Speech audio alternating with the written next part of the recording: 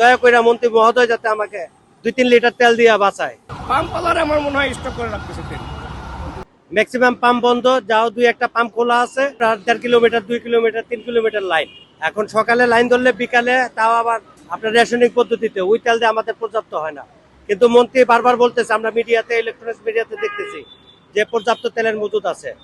এখন যদি তেলের মজুদ থাকে তাহলে দয়া করে মন্ত্রী মহোদয় যাতে আমাকে 2-3 লিটার তেল দিয়ে বাঁচায়। ভাই, এই দেশে কোনো কিছু ঘটলে, যেমন আল্লাহর ইশারা ছাড়া গাছের পাতা লড়ে না, আর দেশের কোনো কিছু ঘটলে সরকার জানে না, এটা তো বিশ্বাসযোগ্য কথা না।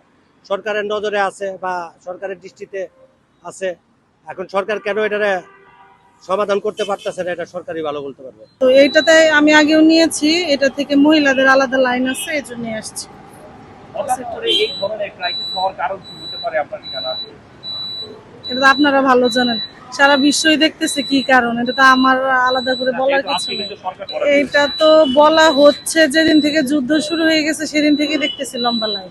তো এর মধ্যে দেখলাম দিল, তো এখন আবার দেখতেছি অনেক জায়গায় বন্ধ হয়ে গেছে। তো এটা সরকারই ভালো বলতে পারবে। অবশ্যই প্রথমত যুদ্ধের কারণে, দ্বিতীয়ত বাংলাদেশের সিন্ডিকেট। কারণ বাংলাদেশের মানুষজন তো রোজা আসলে দাম বাড়ায় দেয়, মানে একটা উপলক্ষ পেলেই হলো ওরা কিভাবে স্টক করা যায় বা কিভাবে দাম বাড়ানো যায়, এই ধান্দাই থাকে। যেটা সত্যি কথা, যেটা মানে মানুষগুলো আসলে খুব বেশি করাপ্টেড, সবাই একদম নিচু থেকে উঁচু পর্যন্ত সবাই করাপ্টেড, যার কারণে এই অবস্থা। আর কিছুই বলার নেই। না, আমি কোনো ভোগান্তির শিকার হই নাই, কারণ আমি মহিলা দেখে এটা আমার একটা প্রিভিলেজ আমি হয়তো পাচ্ছি। বিশেষ করে এই পেট্রোল পাম্পটাতে মহিলাদের আলাদা লাইন আছে, আমাকে লাইনেও দাঁড়াতে হয় নাই, আমাকে ডিরেক্ট দিয়ে দিবে। তো মারো তো, এটা তো বলে বোঝানো যাবে না। আমাদের অল্প তেল আটে মাত্র 4 লিটার, 2 লিটার, তার মধ্যে কি অবস্থা দিতে শেষ হয়ে যায়। যদি একবারে বেশি করে দিত আর শেষ হলে আবার আসতো, এখন 1 লিটার দিলে আবার কালকে আবার আসতে হয়।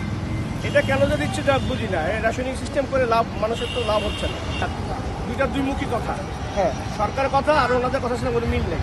এরা যদি মনিটরিং করতো যে পানির তোরা পেট্রোল পাম্প বন্ধ করে রাখছো কেন, তেল দিচ্ছ না কেন, কারণ কি, তাহলে আমরা তো তাকে চার্জ করতে পারি না, তাহলে তো মব হয়ে যাবে। আমরা যদি তাদের চার্জ করি তাহলে মব হয়ে যাবে। তারা নাই, বাস আমরা চলে যাই, সব পাম্প বন্ধ। আমরা কি করবো বলেন? সরকারের পক্ষ থেকে কি কি ব্যবহার গ্রহণ করা উচিত ওনার জন্য? প্রতিটা পাম্পে নজরদারি করা উচিত, তেল দিচ্ছে না কেন বা তেল রাখতেছে কেন। তো আরও পাম্প আলারে আমার মনে হয় স্টক করে রাখতেছে তেল। ভবিষ্যৎ দাম বাড়বে, ওদের ধারণা ভবিষ্যৎ দাম বাড়বে, তখন বেশি দামে বিক্রি করতে। কারণ আমাদের নেচারটাই যে অনেক পাম্প বন্ধ। আমি অলরেডি 2টা পাম্প ঘুরে আসছি, এটা পাম্পে আসছি, নাহলে 1-1.5 ঘন্টা হচ্ছে আমি সিরিয়ালে আসছিলাম। পাম্পগুলো বন্ধ করে রেখেছে কেন এটা বলতে পারতেছি না আসলে, কি বলতেছে তেল নাই। কিন্তু সরকার থেকে তো প্রতিনিয়তই আমরা শুনছি যে তেল আছে, কোথাও তেলের সংকট নেই, তাইলে আবার এই যেরকম দ্বিমুখী আচরণ কেন? এটা আসলে ওনারাই ভালো করবে, পাম্প মালারাই বুঝতে পারবে। আমরা আসলে রস হয়, আমরা কিছু করার নাই আর কি। আমাদের ওই যে তেল দিলে যাবো, নাহলে উপায় নেই, আরেকটা খুঁজতে হবে, এই বিষয়টা।